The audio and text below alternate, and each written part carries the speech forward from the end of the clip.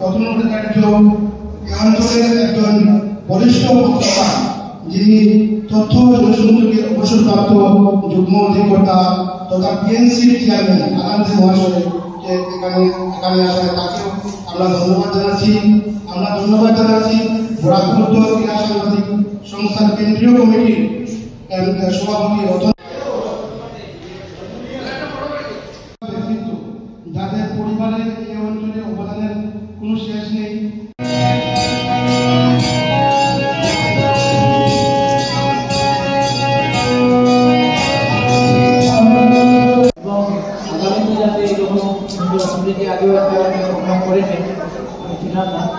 কিন্তু এইভাবে প্রোগ্রাম করার জন্য আমরা আরো এগিয়ে যেতে পারি, এইভাবে আপনারা আশীর্বাদ করবেন।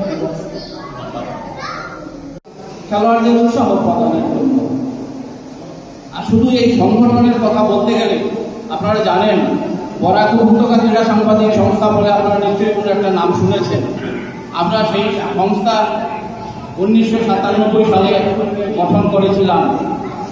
26-27 বছর অতিক্রান্ত লাগাতারভাবে এই সংস্থার মাধ্যমে আপনারা জানেন এই সংস্থা বর্তমানে আমি কেন্দ্রীয় কমিটির সভাপতি পদে রয়েছি। আমাদের 3 জেলায় 3টি জেলা কমিটি রয়েছে। আমাদের এক প্রধান দায়িত্ব এবং কর্তব্য যেটা লক্ষ্য খেলাধুলার প্রসারে। আমরা যেহেতু সংবাদ জগতের সঙ্গে জড়িত রয়েছি, আমাদের কমিটিতে যারাই রয়েছেন সবাই সংবাদ জগতের সঙ্গে জড়িত। কেউ টিভি চ্যানেলের সঙ্গে জড়িত, কেউ অল ইন্ডিয়া রেডিওর সঙ্গে জড়িত রয়েছে। কিন্তু আমাদের উদ্দেশ্য বা আমরা একটা লক্ষ্য নিয়ে আমরা এগিয়ে চলছি।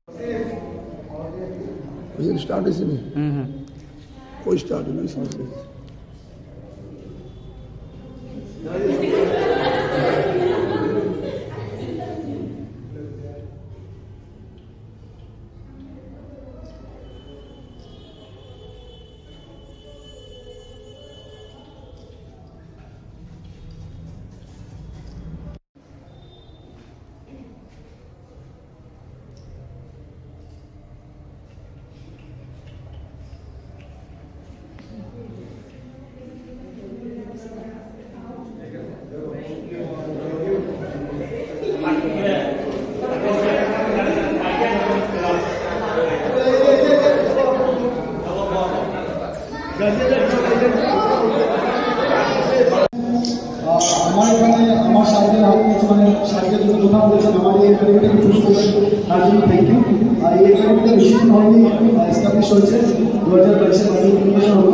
স্পেশাল থ্যাংকস আমি জানাচ্ছি সুরজদাকে, যিনি মানে আমার উপর স্ক্রিন রেখেছেন, তিনি এসে দেখে গেছেন।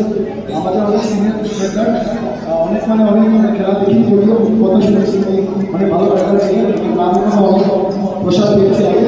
তো ওনার যে বিয়ে পাঠ ছিল সেটার জন্য ওনাকে স্পেশাল জানাতে চাইছি।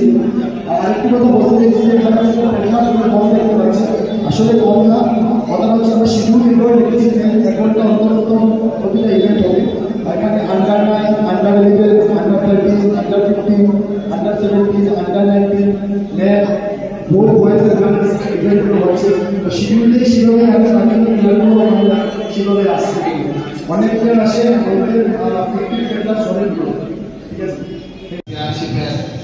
উদ্বোধনী অনুষ্ঠান মঞ্চে উপস্থিত আনন্দের সহ বিশিষ্ট জনেরা, আর আমার সম্মুখে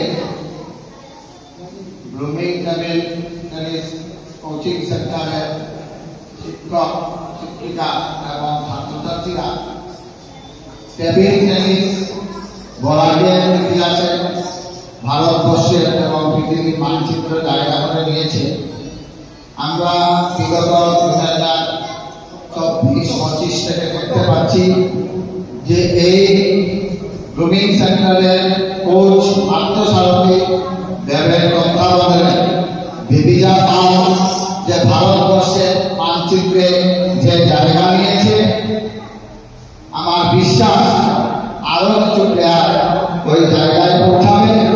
আমার সম্মুখে যে বাচ্চারা আছে, এখানে একটা ম্যাচে আমি ডিভিজান মতো একটা চেয়ার দেখতে পাচ্ছি, জানি না ও কি ডিভিজান ওই যখন রিফায়ার গান গাইছিল সঙ্গে সঙ্গে ও গানটা গাইছিল, আমি খুব ফলো করছিলাম। আমার মনে হয় এখান থেকে আগামী দিনে কেউ এই বরাক ভ্যালির ইতিহাসে জায়গা নেবে। বর্তমানে শিক্ষা গত বছর থেকে দুটা টেবিল টেনিস হয়ে গেছে। আশা রাখছি আগামী দিনে ইন্টার ডিস্ট্রিক্ট টেনিস টুর্নামেন্ট হবে এবং এই প্রত্যেকটায় ভালো একটা রেজাল্ট আসবে।